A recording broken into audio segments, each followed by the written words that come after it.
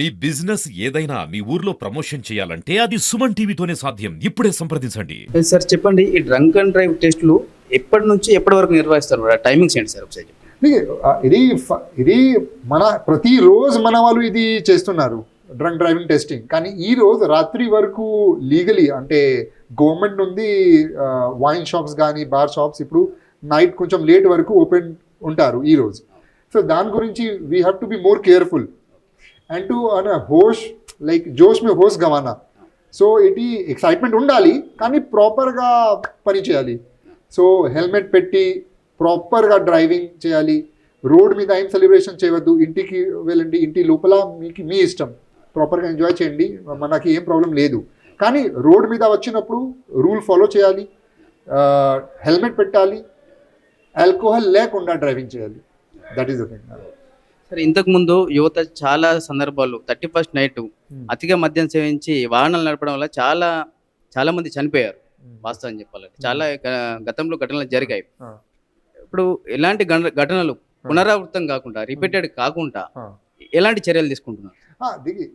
ఈ గురించి already last ఒక నెలలో మన వాళ్ళు ప్లానింగ్ చేస్తున్నారు. ప్రతి పోలీస్ స్టేషన్ ఆల్రెడీ వాళ్ళు కొంచెం పాయింట్స్ నోట్ చేశారు. అక్కడ ఈరోజు నైట్ 8-9 వరకు అక్కడ డిప్లాయ్మెంట్ చేయడం జరుగుతుంది.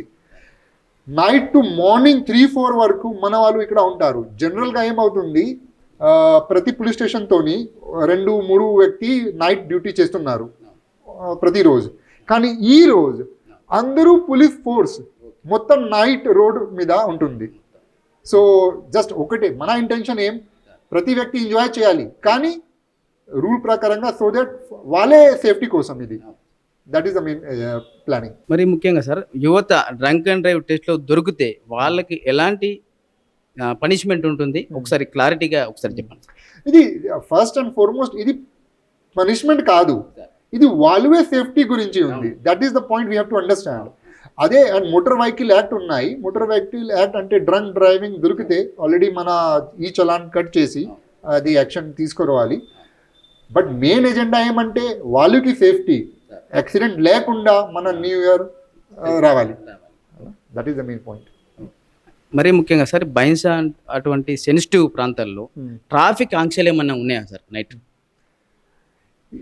Bhainsa like any other place, మన తెలంగాణలో ప్రతి ప్లేస్లో ఈ రోజు రాత్రి ప్రాపర్ బందోబస్తు ప్లానింగ్ చేయడం జరుగుతుంది.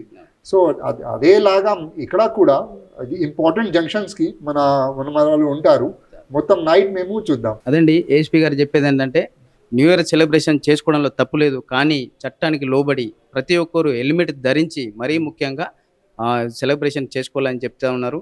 డ్రంక్ అండ్ డ్రైవ్ టెస్ట్లో మాత్రం దొరికితే వాళ్ళకి చట్ట ప్రకారం వారిపై చర్యలు ఉంటాయని చెప్పేసి చెప్తా ఉన్నారు. ఈ న్యూ ఇయర్ అందరికీ మంచి జరగాలని చెప్పేసి ఏఎస్పీ గారు మీకు కోరుతా ఉన్నారు.